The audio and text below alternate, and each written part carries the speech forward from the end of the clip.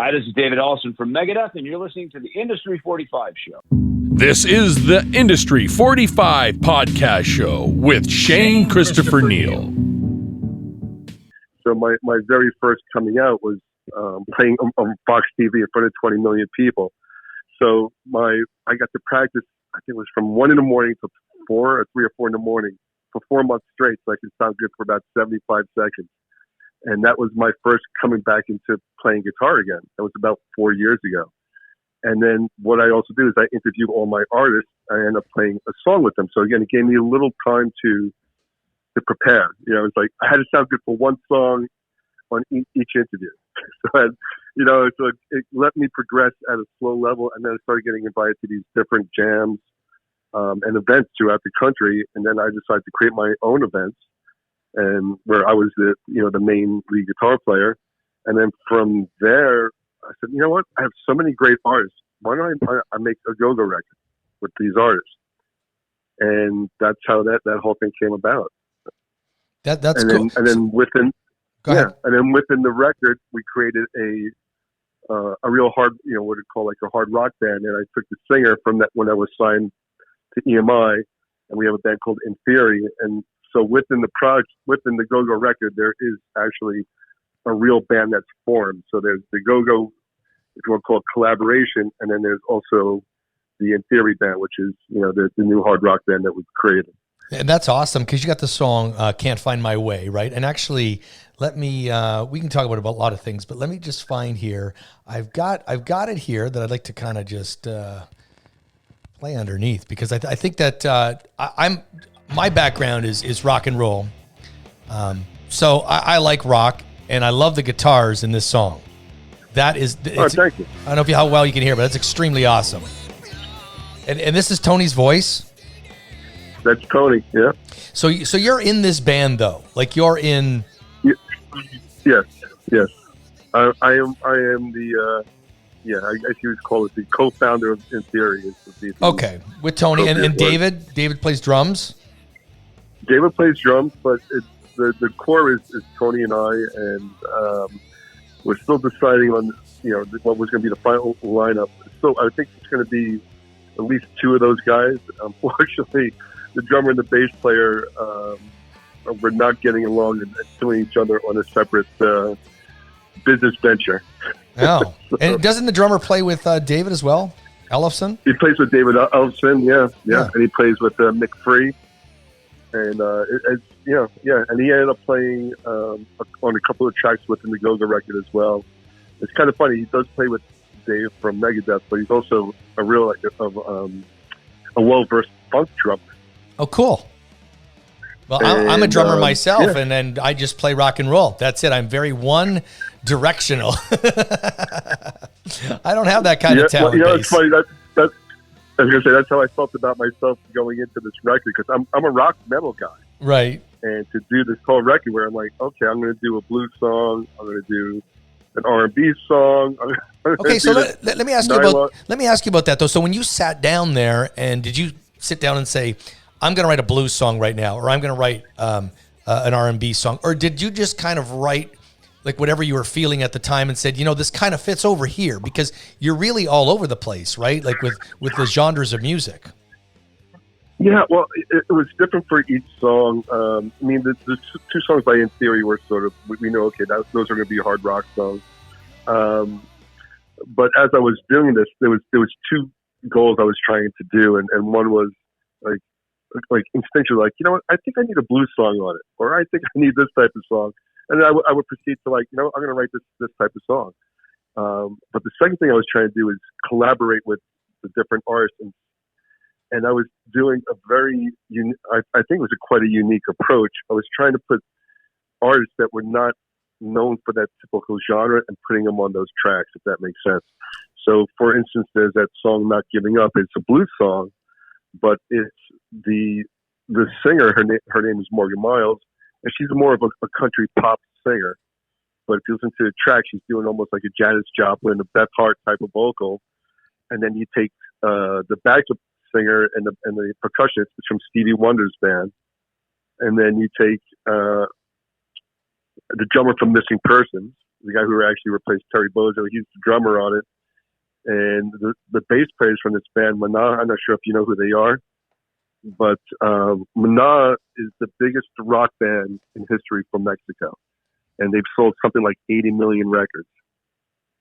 And he's the bass player on that track.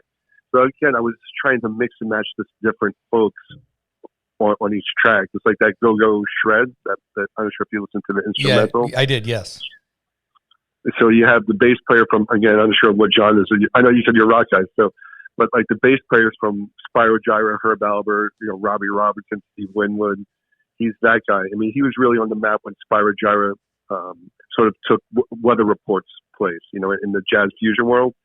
But on that track, you take the bass player from Spyro Gyra, you take Ernie from Ice-T's Body Count, you take Jordan from Rat, you take myself doing the solo, and you take really the best country chicken picker on the planet, and you put it on one track.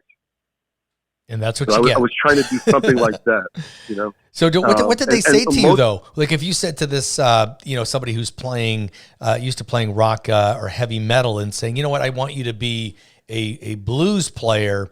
Like, did you get any pushback on that by somebody saying, I don't, or did they just say, you know what, I'm open to whatever you want me to do? Yeah, no, you know what? Knowing these people quite well, I have a really close relationship with these folks.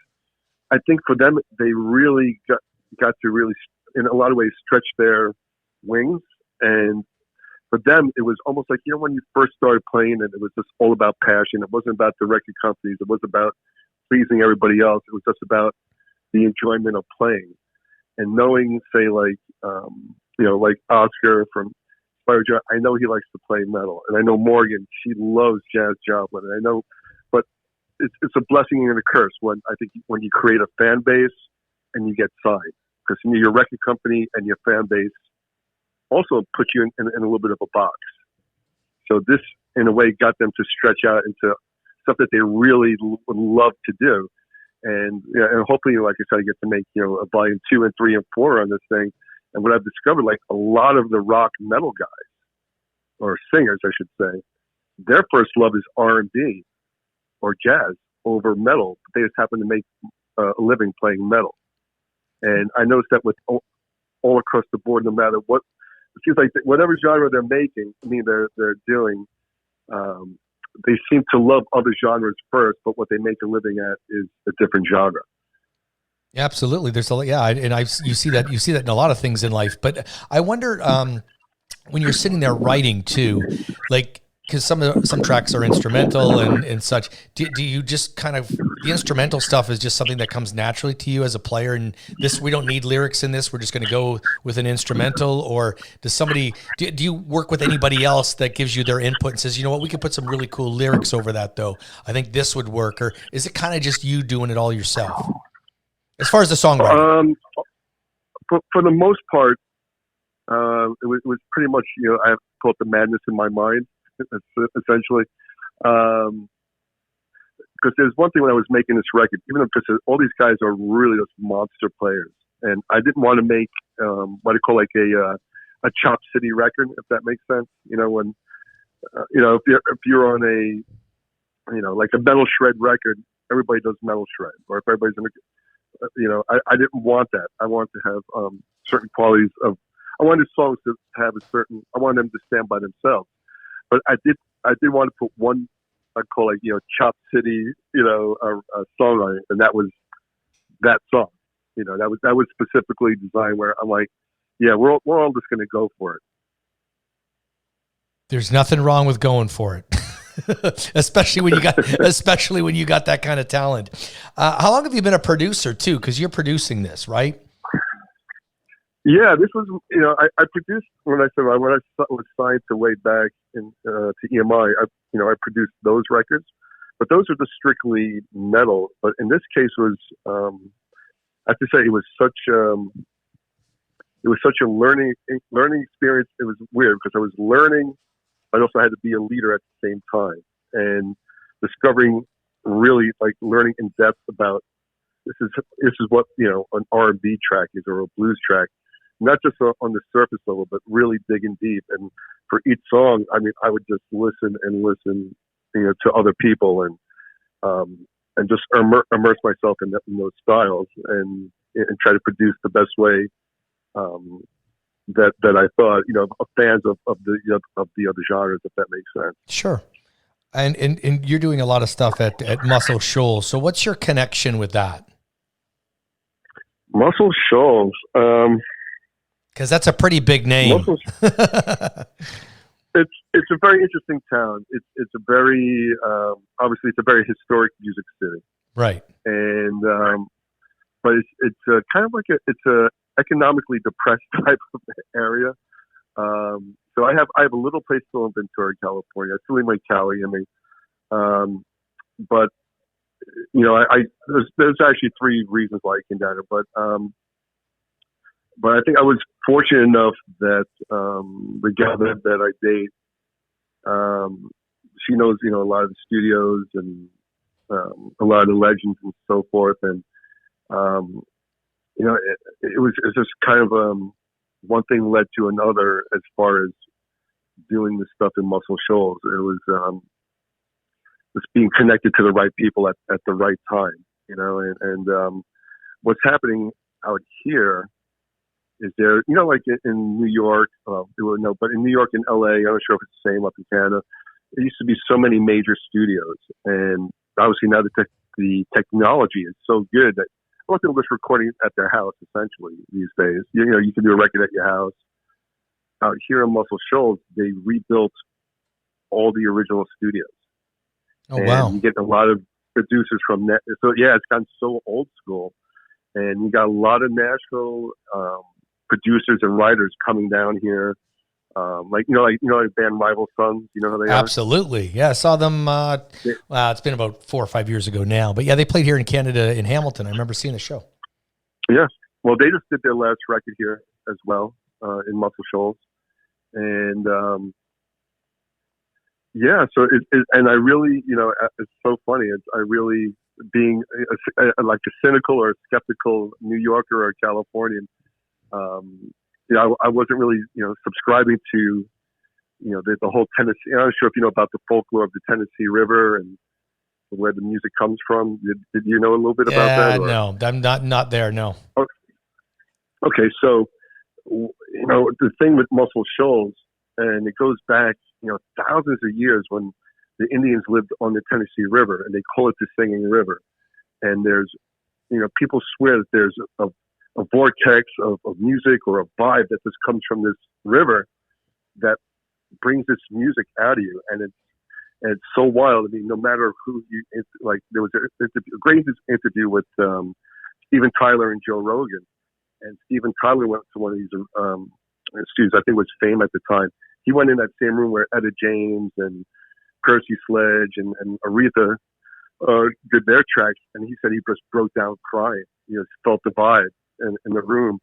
And when you interview, you hear interviews of Paul McCartney or Bono and Allman Brothers. I mean, the list goes on and on. There's just something here that brings out a music that I don't think you even realize that's in you, if that makes sense. And I think that's the attraction. And I think that's what's it's funny. I think that's what influenced me. I'm not really a slide player, but you know what? I came down. I became a slide player. I became an R&B guy. I became a jazz guy. I think, like I said, I just think there's an energy that comes here to bring out the best of you when it comes to doing music. So what you're saying to me indirectly is that I should go there just to become a better drummer. Like I don't have to do anything. I could just show up and it's automatically going to happen. Yeah. Well, I don't know if I think there's an energy. It's so funny that you said that. Like I brought Tony down, and that's where we did one extra track for the actual CD. And Tony, read up a bit, and he knows obviously, especially being a singer, right? So this is the place where Aretha got famous, and Percy Sledge and Wilson Pickett, and I mean the list just goes on and on and on. And I mean, was it something like 2 billion or 3 billion records have been sold out of Muscle Shoals? Crazy. And I brought Tony down, and Tony's very emotional, passionate guy. And when I got him off the plane, the very first stop before even taking him to the hotel, I stopped by Fame Studios, and he just sat in the parking lot. He was just, I could see it, like his energy was like, oh my god, it was like, oh my god, like he's feeling it. And then I took him down to Muscle Shoals Sound Studio, which is you'll see like there's so many records that says like something. I forgot, it's Jackson Highway. You'll see there's a big sign like on all these records from. I think even on the Leonard Skinner record, there's something like that, where it says the Jackson Highway Muscle Shoals Sound. And I took Tony to that studio as well. And sure enough, we're doing pictures in the parking lot. And the Allman Brothers, they have a band, right? The Allman Brothers' sons, right. They have a band, and they happen to be recording. And I'm listening, I go, oh my God, those slide players are really good. And next day I was at the other studio, they're like, oh no, those are the kids from the Allman Brothers. And but anyways, but Tony was so inspired when he came here. I mean, it just, and in fact, he sang in such a different way that I've never heard him sing. And like say with Tony, on one hand, there was a sense of inspiration, but there was also a sense of like, yeah, you don't want to mess up because you're following the footsteps of all these legends, from Aretha sure. Franklin to Steven Tyler, right? So you go from Aretha Franklin to Steven Tyler. Like, okay, those are the guys you're following. You don't want to be a dud, that's for sure. Absolutely. Right. You don't want to be like, oh yeah, he's okay. I want to ask you, because you're really obviously entrenched in music, full scope here. Okay, from a musician, like I said, producer, songwriter, and I do a lot of things on this show within the music business. What do you see as, we're in a really shitty situation, obviously, with what's happening with this pandemic, and it's totally devastated the music world in every aspect. So what advice do you give to somebody to maybe, I don't know, do something now that's going to be something that's going to make a difference down the road? Because you can't go out and play anywhere. That's, at least in Canada. I know things are a little bit different in the States right now. Certain areas might be a little looser than here. But what kind of advice do you give to people, like for an artist sitting there going, I can't go out and play, make my money. What am I going to do that's going to help advance my career? Because you seem to have a lot of knowledge of the music business. Well, to answer your first question, or yes, actually, it's so weird. It's like this last week, venues opened up in Florida and in Texas. I was talking to a few of the go-go artists. They're already on tour. So I'm hearing all these, there's going to be no live venues until next year. Yeah, that's what I kept hearing. Guys are already on tour. So, I mean, they're playing 500 seaters. So I do think it's going to open up a lot quicker than what people realize. I think, first of all, because I was shocked to hear that. Yeah, me too. And I'm looking at their pictures. I'm like, really? You're playing? I was like, yeah, I'm doing 7 shows in San Antonio. I'm like, really? Because again, you're hearing doom and gloom, and I think when you start seeing it and hearing it, you start believing it. To some degree. But as far as advice, I think this is a good time to figure out how to connect with your fan base or create your fan base online. And I think it's all there for them if they want to dig deeper. But I think that's what they should try to do. And it's one thing that drives me crazy with, and it's tough. I think obviously it's a tough making a living being a musician, and I think because they're so passionate about it and they would do it for free, that I think musicians forget to put a value on their art. And I think this will give them an opportunity to put value on their art. And again, because I'm seeing some artists, they're doing live live streaming, or they're doing live concerts at a club, but they're actually selling tickets to see them. So again, they're putting value on their music.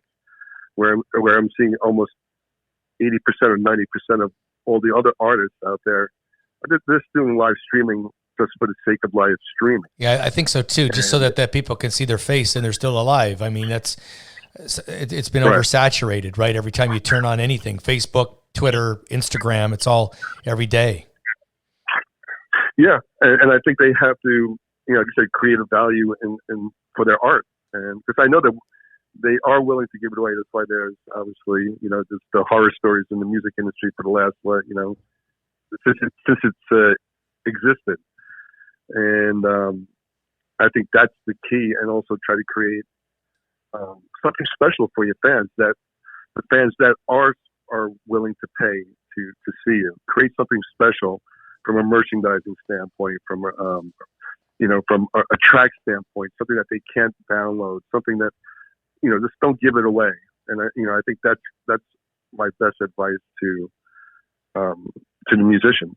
I appreciate that because we talk a lot about how you can better yourself as a musician, not only as a player, but as a marketer, as a business owner, because that's what you are. You're your own business, your own brand.